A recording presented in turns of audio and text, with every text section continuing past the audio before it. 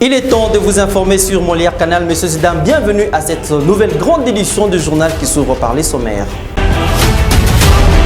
Mesdames et messieurs, au sommaire de cette édition d'information au cours d'un point de presse tenu le lundi 22 mai 2023 à Kinshasa, l'équipe des auditeurs externes ont, à la fin de leur mission sur l'audit du fichier électoral, annoncé que les processus électoraux en cours en République démocratique du Congo reposent sur une fondation solide. Cette conclusion est saluée différemment au sein de la classe politique congolaise. Et puis le maire policier de la ville de Bunia de la province de l'Ituri, le commissaire supérieur principal, vient de rouvrir à nouveau les marchés Pakba dans la commune Chari le lundi 22 mai 2023 après 3 ans d'inactivité suite à l'insécurité grandissante. C'est tout pour le titre. Votre journal, c'est ici et maintenant. Encore une fois, bienvenue. Démarrons cette grande édition par cette information. Le président de la CENI, Denis Kadima, s'est dit satisfait des conclusions de l'audit externe du fichier électoral effectué par les 5 experts choisis. C'était ce mardi 23 mai 2023 à Kinshasa. Le numéro 1 de la centrale électorale a demandé aux potentiels candidats de préparer déjà leur candidature dont la réception interviendra dans quelques semaines. Suivez Denis Kadima dans cet extrait choisi pour vous par Moivre Passion Touma.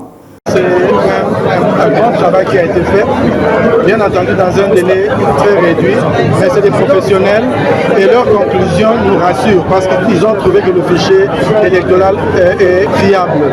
Et ils ont même dit que nous avons une très solide fondation pour le reste. Donc en tant que président de cette institution qui a travaillé d'arrache-pied, nous sommes sans doute satisfaits. La prochaine étape, c'est la publication des statistiques sur l'enrôlement, ça sera aujourd'hui, et puis le dépôt de l'avant-projet sur la répartition des sièges, ça aussi ça sera fait aujourd'hui. Et évidemment, à partir de cet instant, nous avons tourné la page de l'enrôlement des électeurs et nous passons à la réception et au traitement des candidatures dans les semaines qui viennent. Les élections, c'est pour le 20 décembre 2023. Et rappelez-vous de ça. Si vous allez être candidate, je vous encourage de prendre ça très au sérieux. Restons toujours dans le même chapitre. Le processus électoral en cours repose sur une fondation solide. C'est ce qu'a annoncé l'équipe d'auditeurs externes à la fin de sa mission sur l'audit du fichier électoral. Elle a présenté les résultats de cet audit le lundi 22 mai 2023 lors d'une conférence de presse tenue à Kinshasa. Déjà, cette conclusion est saluée différemment par la classe politique congolaise. Suivez le reportage de Leroy Mwamba et Sarah Kampika.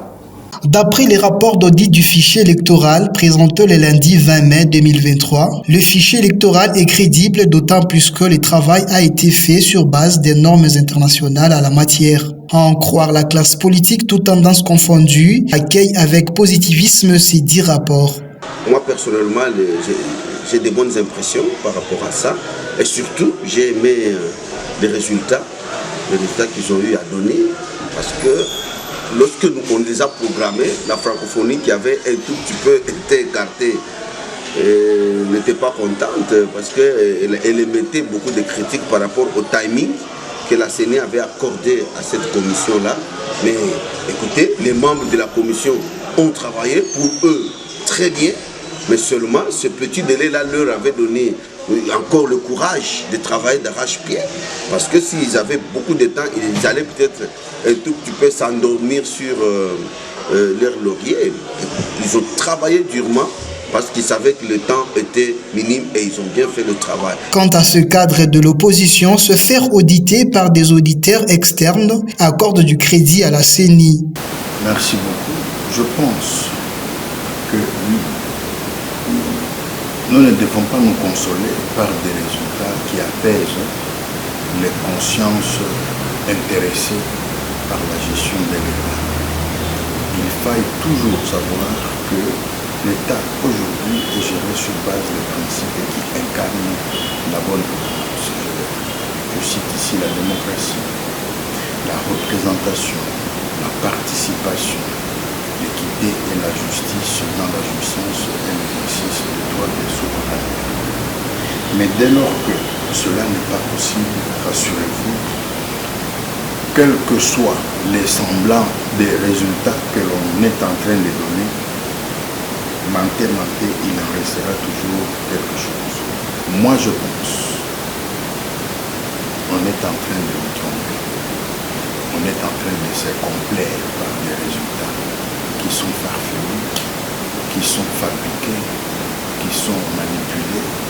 Mais à la fin de tout compte, vous allez constater que nous sommes à loin de la crise. Il faut toujours éviter les crises par le comportement d'association de tout le monde à la gestion de l'État. Or, tel que l'on présente les choses, la corruption est en train de poser sale. Et pourquoi on a sélectionné les experts, entre guillemets, parmi lesquels la plus grande majorité, ce sont des experts qui sont pro-régime actuel, pourquoi ne pas accepter l'OIF par exemple? Qu'est-ce que l'on crée? Donc il y a un bout sur roche. Qui vivra verra. La mission d'audit du fichier électoral a été réalisée pendant 5 jours, soit du 15 au 20 mai. L'équipe d'audit était composée de 5 experts, dont 3 Congolais et des internationaux, respectivement de l'Afrique du Sud et du Malawi. Lors de leur dernière sortie médiatique, les 4 leaders de l'opposition congolaise ont annoncé la tenue d'un sit-in le jeudi 25 mai 2023 devant la centrale électorale à Kinshasa. À cet effet, un membre de l'opposition estime selon lui que cette démarche ne servira à rien, d'autant plus que la machine tourne déjà. Il est ici dans ses propos recueillis pour vous par Sarah Kompika. Le sit-in qui va devoir s'organiser devant la centrale électorale, oui, pour d'abord dénoncer le fait que cette CENI est composée de manière frauduleuse, d'une manière qui va profiter à la réélection de la deuxième mandature, pour la deuxième mandature du président de la République, Félix Antoine Tshilombo, et aussi deuxièmement pour continuer à fustiger le fait que le processus électoral n'est pas inclusif. Alors ce sit-in, je trouve sa raison d'être par le fait de dénoncer qu'il y aurait une tentative de fraude électorale, par le fait de dénoncer le fait que la CENI ne serait pas aussi honnêtement ou franchement composée. Cependant, ça ne sert à rien, je m'excuse de le dire. Je ne suis pas en train de cracher sur cette action du Front commun de l'opposition, mais je le dis en ce sens que la machine électorale tourne déjà. Le processus électoral évolue déjà. Sous peu, après l'audit qui a été effectué sur le fichier électoral, ça sera la loi sur la répartition des sièges. Après la loi sur la répartition des sièges, ça sera les élections en décembre 2023. C'est que oui, il faut faire le sit-in, mais que ça soit dans l'esprit de faire une pression pour faire en sorte qu'il n'y ait pas fraude électorale. Mais le sit-in en ce sens de recomposer la CENI, on ne dit pas bonsoir quand c'est le matin. Et dans un autre chapitre, le vice-gouverneur policier de l'Ituri, le commissaire divisionnaire Raouz Tchaloué, plaide pour le renforcement de l'effectif des policiers et des logistiques dans cette province. Il a fait savoir au cours de la première visite le lundi 22 mai 2023 à l'état-major commandement de la PNC Ituri. Suivez-le dans ce reportage de Thierry Bahati Rafiki. Le vice-gouverneur de l'Ituri, le commissaire divisionnaire Raouz Tchaloué, a visité ce lundi 23 mai l'état-major commandement du commissariat provincial de l'Ituri. Puis le vice-gouverneur policier accompagné par le commissaire provincial de la PNC Ituri, le commissaire divisionnaire Ngoy Sengeloa Kyo. Il a visité l'état des charrois automobiles de la police, les différents bureaux administratifs, les bâtiments de Solibo à construction financés par la MONUSCO, les dépôts de logistique. Après avoir visité le centre hospitalier de la police nationale congolaise de l'Ituri, dénommé hôpital Amouli, le vice-gouverneur Raouz Tchaloué s'est confié à la presse à ce terme. Vous avez bien dit, en tant que vice-gouverneur, je suis venu comme nouveau venu dans la province, venir voir le commandement de la police pour avoir un état des lieux et voir ce que la province peut encore apporter à cette police de la province d'Ituri. C'est ça ma motivation de ma visite aujourd'hui. L'organisation, le bienfait, chaque chose à sa place. En tant qu'un ancien inspecteur général de la police, si je devais donner les points, j'ai donné 8 sur 10, avec des petits points seulement qui restent à refaire. Le social est bien, avec l'hôpital, c'est quelque chose de très important pour chaque policier qui sait que sa famille et lui-même, il est bien soigné avec le peu de moyens qu'on met à leur disposition. Et le commissaire provincial essaye d'organiser Si tous les commissaires provinciaux de la police faisaient ça, il est parmi des gens à féliciter. En tout cas, je les félicite sincèrement. C'est d'abord l'effectif que je vais plaider et la logistique qui doit suivre. Et tout va aller encore beaucoup mieux de ce qui se passe maintenant. Tant soit peu, il est en train de faire un bon travail, mais si on lui ajoutait l'effectif et la logistique, ça sera encore le meilleur.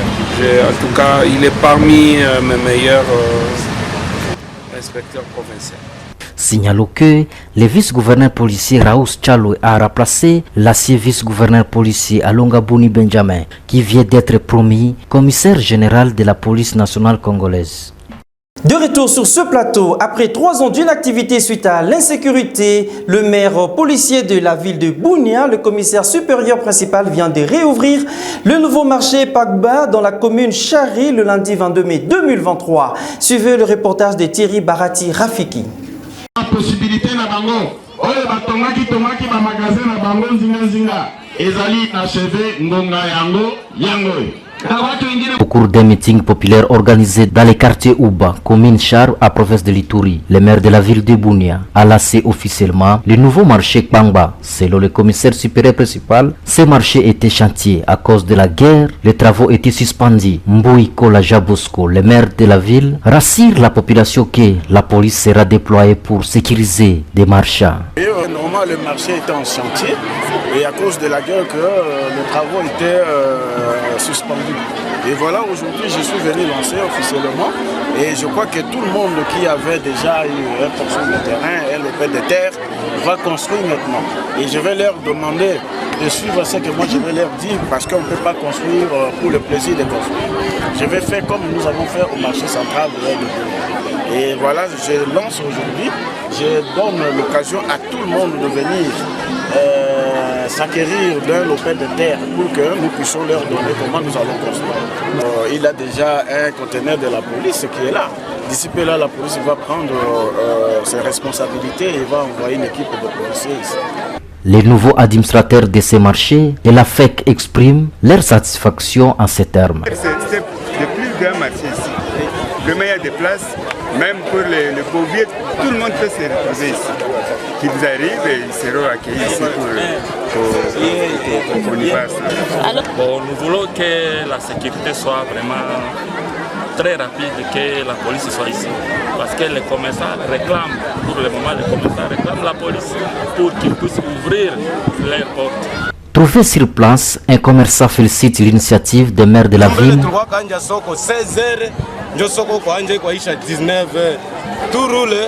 Tunafurahi barasa tuanjefika asubuhi. Merci sana sana sana. Mimi nashukuru ya mingi otu shukurani. Signalons que le marché Kpangba a fait 3 ans sans fonctionner suite à la sécurité. Les marchands ouvrent les activités à 16h pour terminer dans la soirée. L'actualité, c'est aussi l'opposition de Moïse Katumbi Tchapoué qui a été empêché ce mardi 23 mai 2023 de se rendre au Congo central par la police nationale congolaise. Une barrière érigée entre Kinshasa et la province du Congo central n'a pas permis au président du parti Ensemble pour la République de joindre cette province. C'est un commentaire de Paulin Maya. Sans motif valable, Moïse Katumbi a été empêché ce mardi 23 mai de se rendre au Congo central pour mener des activités politiques. Une barrière de la police nationale congolaise a été érigée sur la route reliant la capitale congolaise Kinshasa à la province sœur du Congo central. D'après certains éléments de la police nationale congolaise, l'ordre émanait de la haute hiérarchie pour bloquer le cortège de Katumbi. Malgré d'intenses tractations menées sur place, le président de Ensemble pour la République n'a pas pu se rendre au Congo central où plusieurs activités politiques était prévu dans cette partie du pays. Signalons que cette situation intervient quelques jours après la marche de l'opposition dispersée samedi 20 mai à Kinshasa. L'hôtel de ville de la capitale reprochait à Katumbi et 3 autres opposants organisateurs de la dite marche d'avoir violé les clauses convenues. La commission permanente de l'éducation, santé, affaires sociales, culturelles et sportives de l'Assemblée provinciale du Haut-Katanga était ce mardi 23 mai 2023 en visite d'inspection des travaux de réhabilitation de l'hôpital de 50 cinquantenaire de Lubumbashi dans le Haut-Katanga. La délégation s'est dit satisfaite de l'évolution des travaux. Les détails, c'est dans cet élément de reportage de Gérard Isaac Sangwa et Gisèle Kabungo. Se rendre compte des travaux de réhabilitation de l'hôpital cinquantenaire situé au quartier Karavia dans la commune annexe à Lubumbashi dans le Haut-Katanga, voilà l'objectif d'une visite d'inspection de la commission permanente de l'éducation, santé, affaires sociales, culturelles et sportives de l'Assemblée provinciale du Haut-Katanga ce mardi 23 mai 2023. Commission composée de 3 députés avec à la tête l'honorable Baloy Kousoua Modeste, accompagné du ministre provincial en charge de la santé. La visite a commencé par la salle d'attente, maternité, salle d'urgence, pédiatrie, ainsi que d'autres salles où seront internés les malades pour chuter à la morgue en pleine construction. Satisfait de l'évolution des travaux, le président de cette commission, Baloy Kousoua Modeste, s'est exprimé. On sait qu'il y a bientôt 2 ans, la province a signé un partenariat public-privé pour améliorer les conditions des soins de santé dans cet hôpital. C'est un partenariat privé signé avec un partenaire extérieur et le gouvernement provincial, et nous sommes venus nous rendre compte de la bonne évolution des travaux et que selon la promesse nous fournie, d'ici 2 mois, l'hôpital sera inauguré et être opérationnel. Ils ont par ailleurs demandé au gouvernement de veiller sur les transformateurs qui doivent seulement alimenter cet hôpital. Le personnel a fait des connexions, on peut dire, anarchiques, où il prend l'alimentation propre à l'hôpital, le transformateur qui est à l'hôpital et distribue aux gens. C'est un handicap très important pour l'alimentation d'un hôpital. Un hôpital, c'est les nouveau-nés, ce sont les prématurés, c'est la salle d'opération, la réanimation. Vous comprenez que lorsque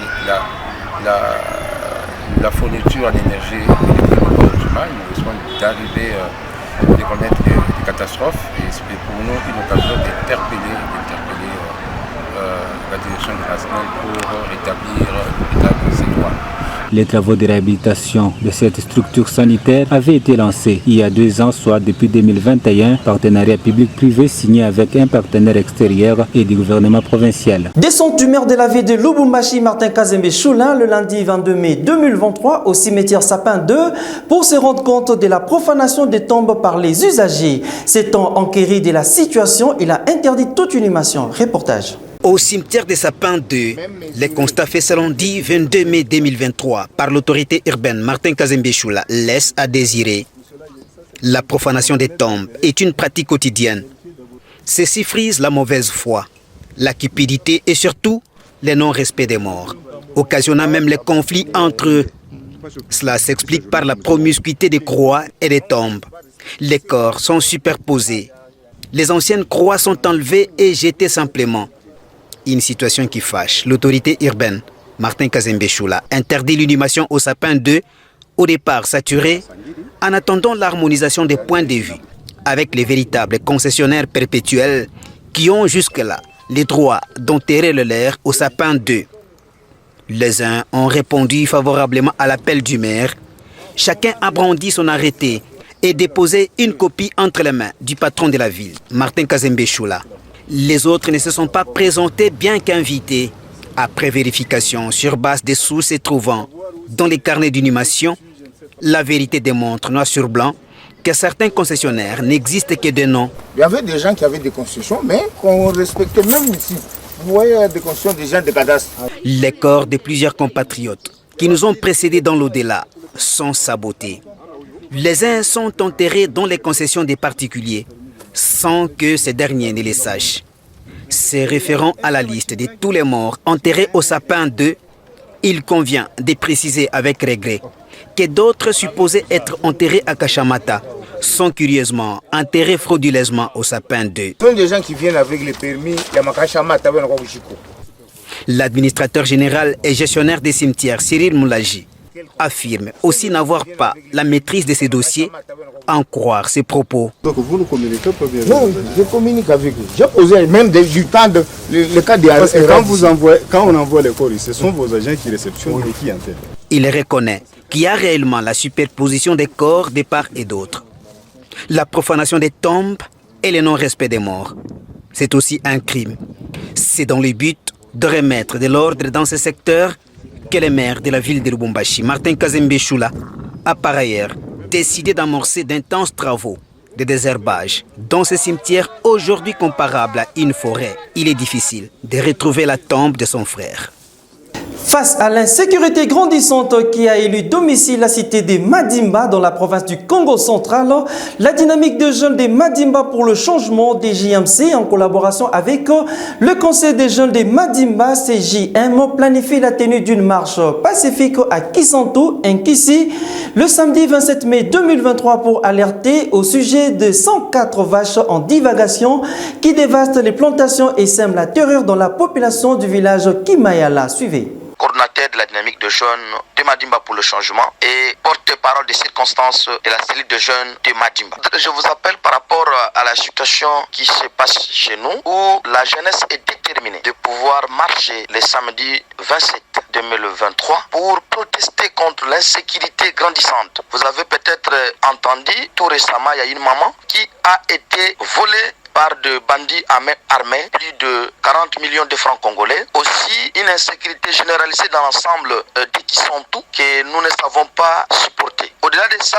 la jeunesse est déterminée de pouvoir sortir pour protester sur tout ce qui se passe de l'injustice sociale partant de plusieurs projets à l'intérêt communautaire qui sont bloqués. Vous êtes sans ignorer que nous sommes le tout premier territoire en République démocratique du Congo, 110e année depuis son existence, mais nous ne voyons pas les actions du développement et tous les gouverneurs qui succèdent ne savent pas penser pour pouvoir développer cette province. Les cas récents, c'est le stade Mfuki à Kisantu. Cette stade a déjà débuté depuis beaucoup de temps et récemment le gouverneur de province est venu inaugurer et aussi relancer les activités pour pouvoir continuer. Chose malheureusement, depuis 3 mois, rien ne s'est fait et le stade est toujours dans cet état que nous ne pouvons pas supporter. Voilà, nous allons marcher pour pouvoir demander au gouverneur de pouvoir accélérer les travaux car trop c'est tôt. Et nous avons dans le budget 2023, il a été figuré qu'on puisse devoir bétonner les boucles d'Inkisi. Mais jusqu'aujourd'hui, cette boucle-là ne s'est pas avancée. Rien ne se fait alors que nous voyons les activités évoluer ailleurs. Nous allons marcher aussi sur le projet des 145 territoires qui aujourd'hui n'avancent pas. Et alors que ailleurs sont en train d'étoler, mais nous, jusqu'aujourd'hui, nous ne voyons rien. Nous estimons à notre niveau que nous sommes victimes d'une mauvaise politique. La jeunesse s'est réunie et va devoir dire non aux injustices sociales et dire non à tout ce qu'il y a comme situation qui va devoir compromettre l'avenir de la jeunesse. Les histoires de vaches. Je pense que vous avez écouté qu'il y a plus de 104 têtes de vaches qui sont venues de Kinshasa et vers Kimayala. Et ces vaches commencent à détruire les productions locales des histoires de nos populations et la provenance est tellement douteuse. Voilà, nous nous sommes dit qu'il faudrait que nous puissions marcher pour pouvoir demander aux propriétaires de pouvoir les faire retourner d'où ces vaches sont venues parce qu'il y a eu une enquête parlementaire. Jusqu'à aujourd'hui, nous ne voyons pas la détermination de certains députés qui veulent devoir freiner cette histoire et nous voulons que ces vaches rentrent d'où ils sont venus. Et toutes les dispositions ont été prises, l'autorité a été saisie. C'est par cette note que nous mettons un terme à cette grande édition du journal. Pour vous qui nous avez pris diffusion en cours, je vous propose de suivre le rappel des titres.